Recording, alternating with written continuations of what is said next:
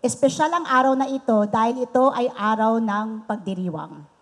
Sa wakas, dumating na ang sandali ng pag-iisang dibdib ng dalawang taong wagas ang pagmamahalan. Bawat isa sa atin ay nagdanais na magmahal at mahalin. To love and be loved, sabi nga.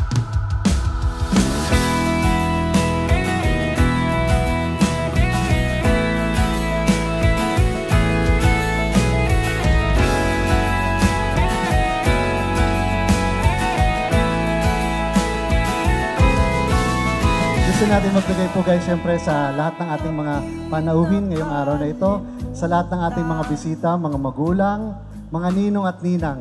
At higit sa lahat, siyempre, hindi natin pwedeng kalimutan ang rason kung bakit nandito tayo ngayong araw na ito.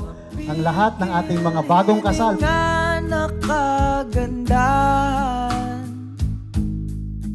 Uunahin ka maging kahit mabait, mapagmahal, tsaka maruga sa mga anak namin.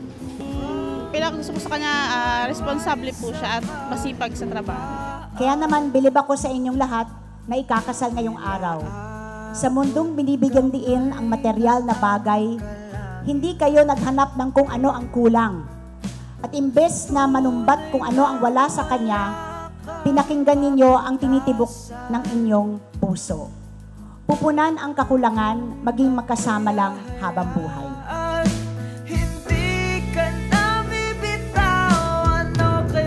Sa makatuwid, kusang loob po kayong pumunta dito. Pumunta tayo at sumumpa tayo sa harap ng ating mga kabiyak na aalagaan at mamahalin natin sila sa hirap at ginhawa hanggang sa dulo ng ating buhay. Tama po ba yun? Yung ano niya, yung ugali niya. Love forever. Yung pagmamahalan at pagtutulungan ay pundasyon at haligi ng pagkakaroon ng isang matibay na pagsasama. Kapag matibay ang pundasyon ng inyong pagsasama bilang mag-asawa, kaya niyong lampasan lahat ng mga unos, lahat ng problema, lahat ng pagsubok at lahat ng krisis na darating sa inyong mga buhay.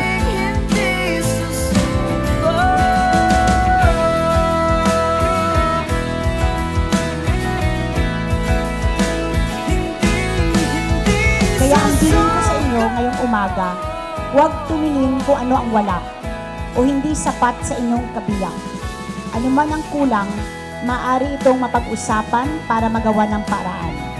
Ang mahalaga, hindi kayo parang aso't pusa na oras-oras na nag-aaway dahil pinili niyong maging cool lang, chill lang, maliit na bagay lang yan. Lahat ng bagay ay napag-uusapan kung tunay na nagmamahalan.